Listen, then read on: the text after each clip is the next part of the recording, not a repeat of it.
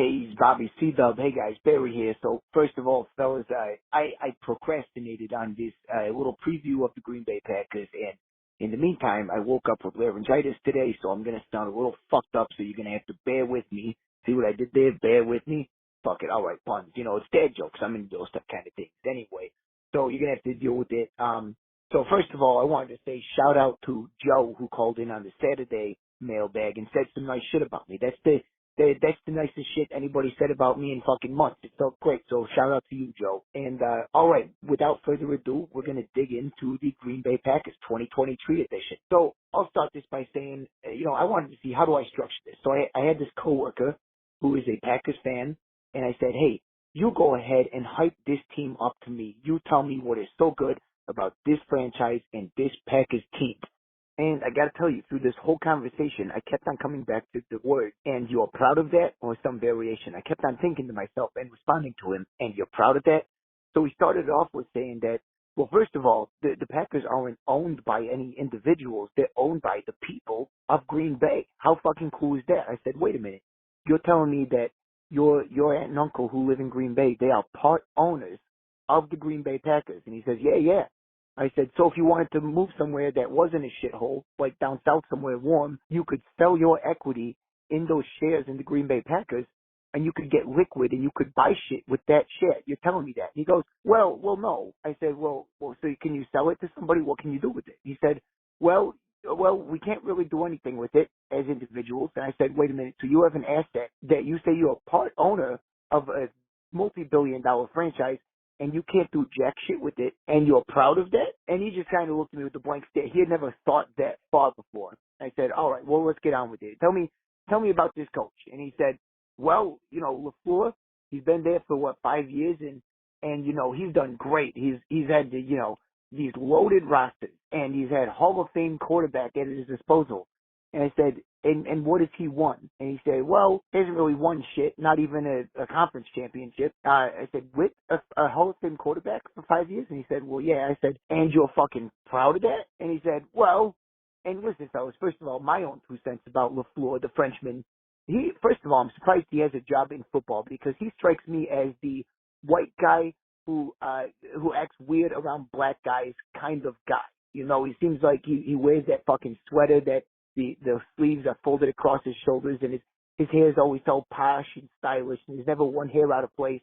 And he seems, I hear from my sources, you guys know I have sources, that this guy is a butthole connoisseur. He just loves all kinds of buttholes. So I don't really understand where he gets the time to do his football work. I don't think he's really doing the football work. So I said, all right, tell me about this quarterback, Jordan Love. And he said, well, Love, yeah, we're real proud of him. He's been riding the bench for 3 years. And I said, yeah, okay, so we haven't shown him much in the NFL. How did he do in college? He's like, well, he was a small school guy, Utah. And I said, okay, so even though he's been collecting rust for 3 years, he must have had a prolific college career, right? He goes, well, he had a good sophomore and then real good junior year. And I said, oh, and then senior year, he must have got a lot better, right? And he goes, well, no, his senior year, he kind of threw less touchdowns, less yards, threw more picks. And I said, wait a minute. So he was getting worse? That was his trajectory, trending down, not up? And he goes, well, yeah. And I'm like, and you're fucking proud of that? And he's been sitting collecting rust in the NFL for 3 years? And, they expect that experiment sitting for 3 years to be just like Rodgers. They think he's going to come in. And listen, I don't think Rodgers had to sit behind Brett Favre to become a great quarterback. I think he was going to be fucking Aaron Rodgers no matter what. So these guys got it all wrong. You got a 25-year-old, essentially rookie quarterback. Is he 24, 25, some shit like that? He's basically Velus Jones last year. You got a quarterback that is essentially a rookie that, he knows this offense. And it's like, okay, so he's got years in the system, right? So that must mean that he's got tons of reps in with his receivers, right? That he's got that kind of chemistry built in. And he says, well, no, not really, because, our most tenured wide receivers are Watson, and who's injured, and Dobbs, who's his second year. And then he got a bunch of rookies that he's never really worked with outside of this offseason. And I said, wait a minute. So you got essentially a 25-year-old rookie quarterback who sucks, and he's a weasel. We didn't even touch on that, but you guys all know that. I said, he's been collecting ring rust for 3 years, and you're fucking proud of that? And he just didn't know what to say, fellas. So then he goes, well, listen, he's got one of the best offensive lines in the NFL. He's got David Bakhtiari, playing left tackle, and he's going to be out there. And I said, yeah, Bakhtiari, who's, the cyborg man. He's been injured so many fucking times. He's got the braces looking like Darth Vader on his knees and elbows. And I said, he goes, yeah, he's when he's healthy, he's one of the best in the NFL. I said, yeah, when was the last time he was healthy? And he's like, if he's in like 2018, 2019 form. And I said, wait a minute, you're going back to the pre-COVID days. That's the last time Bakhtiari was fucking relevant. And you're saying he's going to be all pro again. You're fucking proud of that guy? The guy who can't stay on the field? He's like, whoa. Look how much they're paying him. He's worth every penny. I said, look at the dollar per hour that guy's making. He's getting paid like a world-class fucking neurosurgeon. And you're proud of that? And the guy's never on the field for you? And he goes, well, listen. So we got these running backs that are great, though. We got Aaron Jones, who, he's 28, 29 years old now. And we know this day and age with running backs that you got a fucking short shelf life. And he's, 28, going to be 29 years old this season.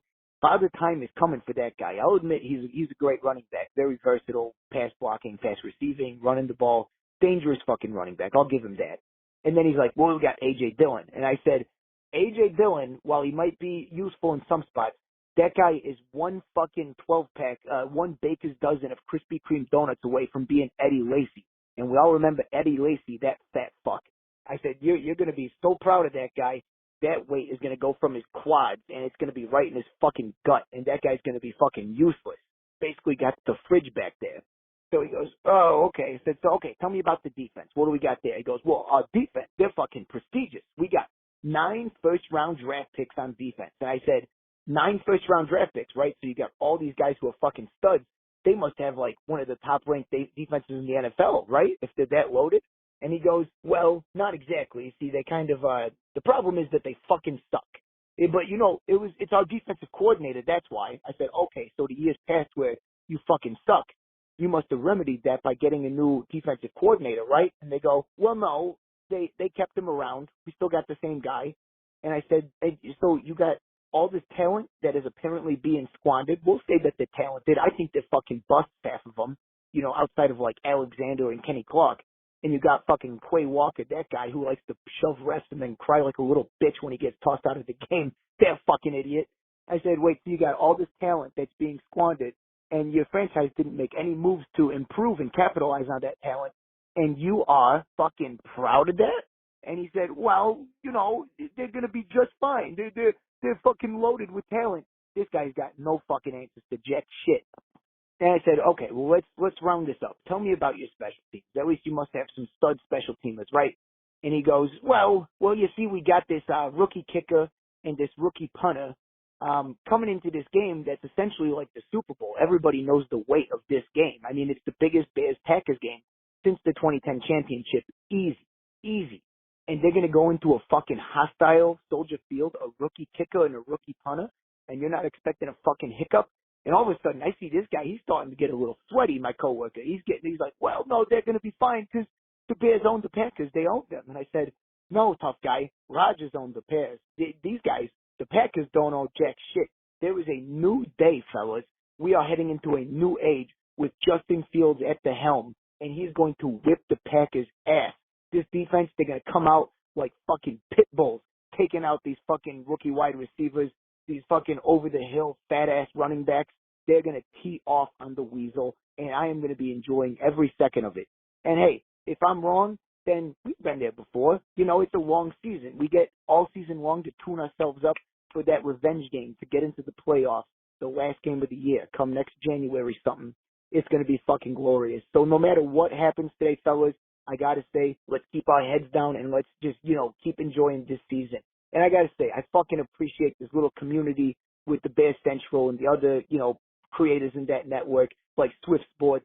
I appreciate all you guys. We got a nice little fucking community here. You guys have made this off-season pass by. We've been hyping each other up, and it's been fucking fantastic. So today, let's fucking enjoy it, fellas. This is our time to shine. So remember, Chicago up, Bear the fuck down.